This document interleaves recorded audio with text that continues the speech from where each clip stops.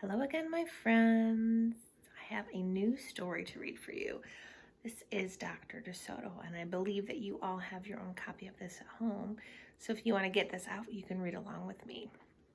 So this is called Dr. DeSoto, and it is by William Steig.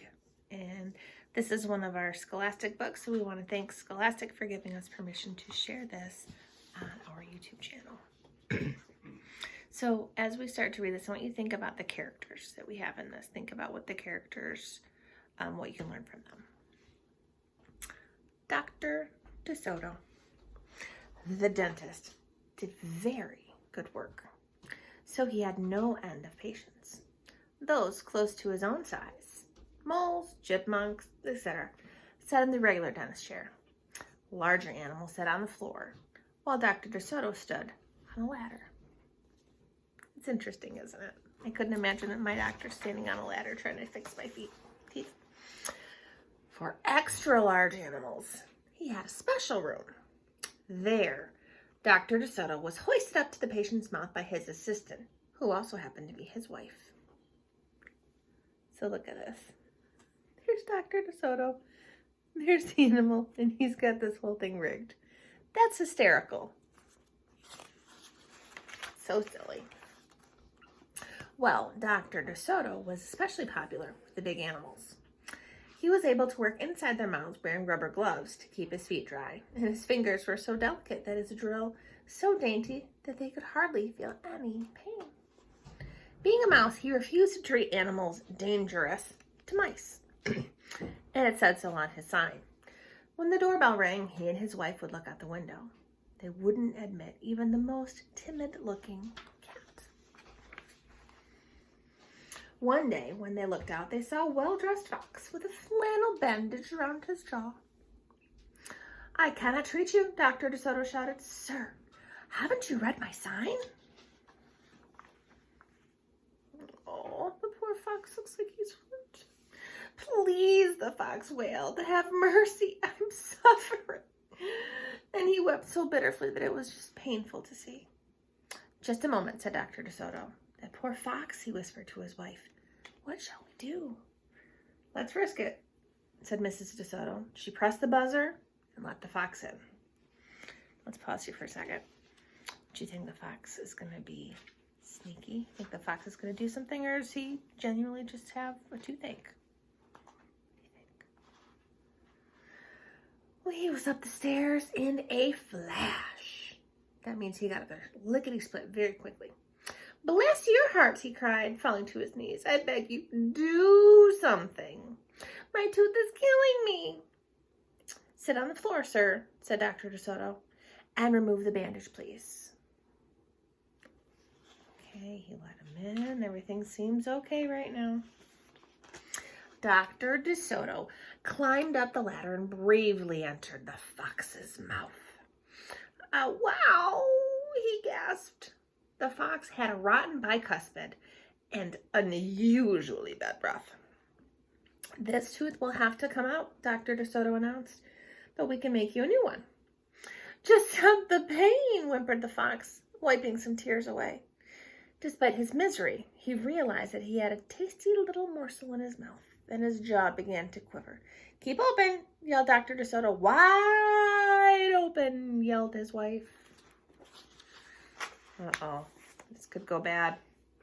"I'm giving you gas now," said Dr. DeSoto. "You won't feel a thing when I yank that tooth." So they'll give them gas, and it's a way that makes them not feel the pain when they yank out their tooth. Soon the fox was in dreamland. Yummy," he mumbled.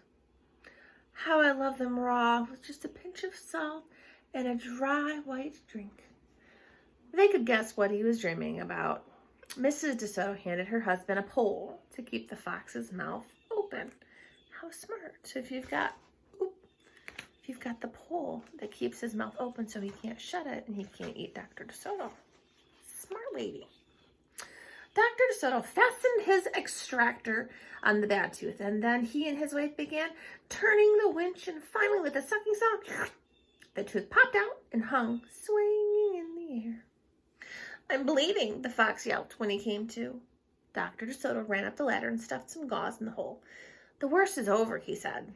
I'll have your new tooth ready tomorrow. Be here at 11 sharp. The fox, still woozy, said goodbye and left. And on his way home, he wondered if it would be shabby of him to eat the DeSotos when the job was done.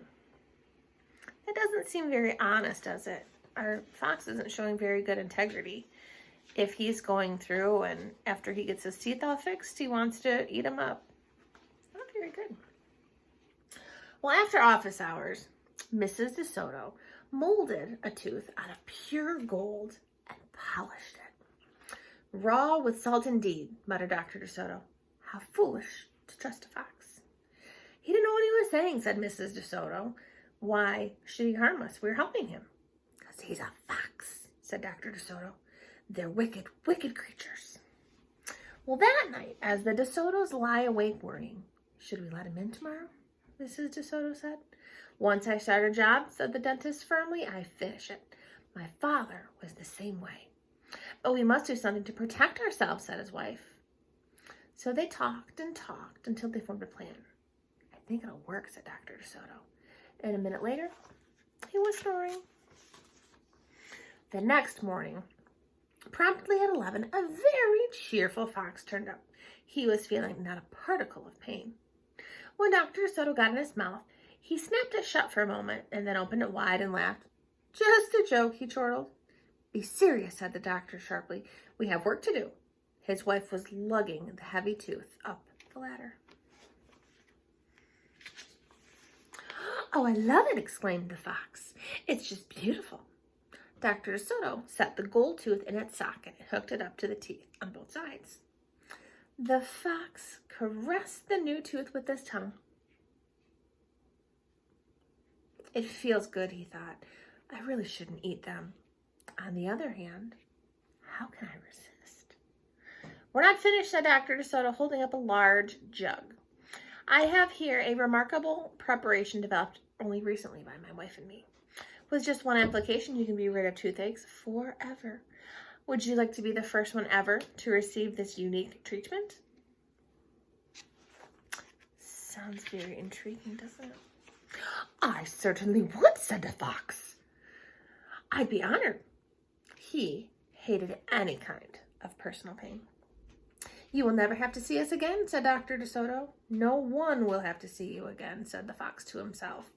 He had definitely made up his mind to eat them with the help of his brand new tooth. Well, Dr. DeSoto stopped in the fox's mouth with a bucket of secret formula and proceeded to paint each tooth. And he hummed as he worked. And Mrs. DeSoto stood by on the ladder, pointing out spots he had missed. The fox looked very happy. When the dentist was done, he stepped out. Now close your jaws tight, he said, and keep them closed for a full minute. The fox did as he was told, and he tried to open his mouth, but his teeth were stuck together. Oh, my goodness. Excuse me, I should have mentioned, said the Dr. DeSoto.